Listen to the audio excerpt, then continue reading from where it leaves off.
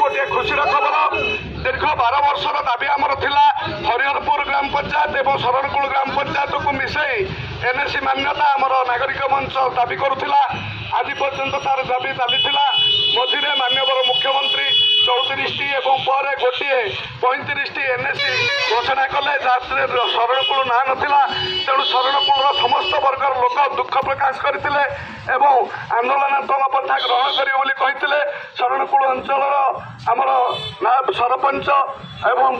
आमर जिला परिषद सदस्य जिला परिषद मुख्य एवं आमर हरिहरपुर पंचायतर पूर्वतन सरपंच रवींद्र चौधरी एवं सांबादिक बंधु माने एवं समस्त वर्गर लोक सरपंच भी लगी आमर मान्यता हो बोली एवं लबी करते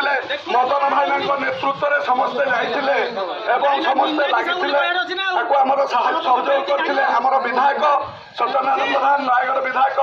माननीय डॉक्टर अरुण कुमार साहू एवं समस्त सुफल जो समस्त प्रचेषा जो आज शरणकूल एनएसी मान्यता पाइला से लड़ू बाबा जो मैंने संपृक्त अच्छा एनएसी मान्यता पाइबापी मीडिया बंधु मानकर एवं